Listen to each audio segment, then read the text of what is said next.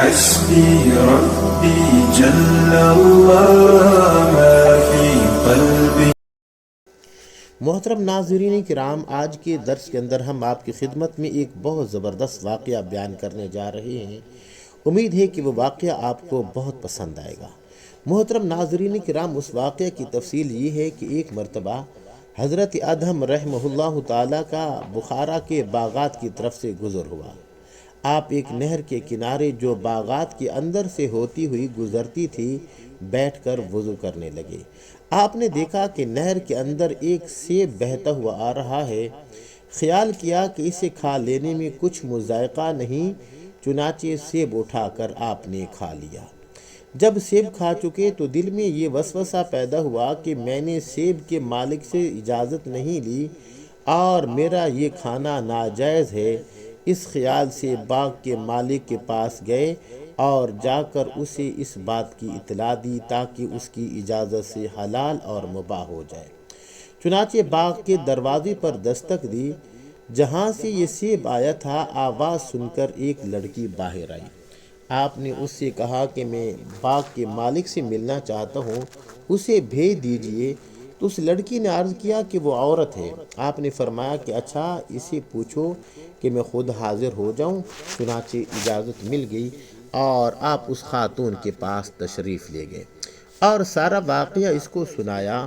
تو عورت نے جواب دیا کہ باغ کا آدھا حصہ تو میرا ہے اور دوسرا حصہ بادشاہ کا ہے۔ میں نے اپنے حصے کا تو سیب معاف کر دیا اور سلطان یہاں نہیں ہے، بلخ تشریف لے گئے ہیں جو بخارا سے 10 دن کی مسافت پر ہے۔ چنانچہ اس نے اپنا سیب کا نصف حصہ تو آپ کو معاف کر دیا، اب باقی رہا دوسرا نصف حصہ تو آپ اسے معاف کروانے کے لیے بلخ تشریف لے گئے۔ جب وہاں پہنچے تو بادشاہ کی سواری جلوس کے ساتھ جا رہی تھی۔ اسی حالت میں آپ نے سارا واقعہ بادشاہ کو سنایا اور نصف حصہ سیب کے معاف کرانے پر طالب ہوئے۔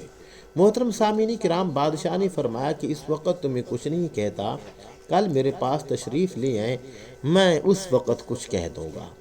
چنانچہ بادشاہ کی ایک نہایت ہی خوبصورت، حسین اور جمیل بیٹی تھی اور بہت سارے شہزادوں کی طرف سے پیغام نکاح اس کے لیے آ چکا تھا، لیکن اس شہزادی کا باپ یعنی بادشاہ انکار کر دیا کرتا تھا، کیونکہ بیٹی بہت ہی عبادت گزار اور نیک کاروں کو پسند کرتی تھی۔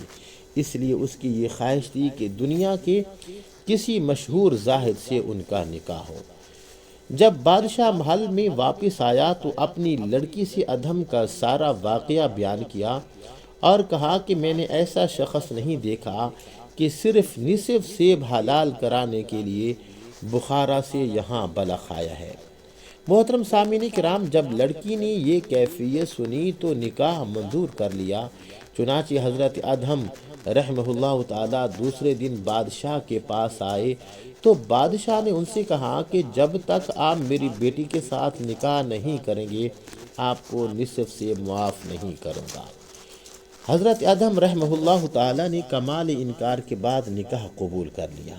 چنانچہ بادشاہ نے اپنی لڑکی کا نکاح ادہم سے کرا دیا اور جب حضرت ادہم خلوت میں اپنی بیوی کے پاس گئے تو دیکھا کہ لڑکی نہایت آراستہ اور پیراستہ ہے اور وہ مکان بھی جہاں لڑکی تھی تکلفات کے ساتھ مزین ہے۔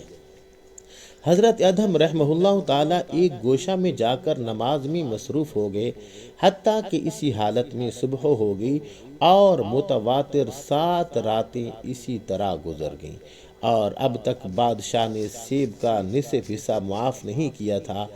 آپ نے بادشاہ کو یاد دہانی کرانے کے لیے یہ کہا کہ اب وہ حصہ معاف فرما دیجئے۔ چنانچہ بادشاہ نے کہا کہ جب تک آپ کا میری لڑکی یعنی بیوی کے ساتھ جماع کا اتفاق نہیں ہو سکتا، میں معاف نہیں کروں گا۔ چنانچہ آخرکار رات ہوئی اور حضرت ادہم رحمہ اللہ تعالی جب اپنی بیوی کے پاس گئے، اس کے بعد جب آپ نے غسل کیا، نماز پڑھی، ایک چیخ ماری اور مصلی پر گر گئے۔ لوگوں نے دیکھا تو حضرت ادہم رحمہ اللہ تعالی انتقال کر چکے تھے۔ سبحان اللہ۔ بعد ازاں اس لڑکی کے پیٹ سے ادہم کا ایک لڑکا پیدا ہوا اور وہ ابراہیم بن ادہم بنا۔ چونکہ حضرت ابراہیم کے نانا بادشاہ کے پاس کوئی لڑکا نہ تھا، اسی وجہ سے بادشاہ کے بعد سلطنت حضرت ابراہیم بن ادہم کو ملی، اور آپ کے سلطنت چھوڑنے کا واقعہ مشہور ہے، اور اس کی بھی اصل وجہ یہی ہے۔ محترم سامعین کرام، دیکھ لیجئے کہ جو انسان رزق حلال کا اہتمام کرتا ہے تو خالق کائنات اس کے لیے بند دروازے بھی کھول دیتا ہے۔ جس طرح کہ آپ نے حضرت ادہم رحمہ اللہ تعالیٰ کا واقعہ سنا کہ خالق کائنات نے ان کو کیسے اعلیٰ مقام اور رتبہ عطا فرمایا۔ یقین جانیے آج کے اس دور کے اندر بھی اسی چیز کی ضرورت ہے کہ انسان رزق حلال کا اہتمام کرے۔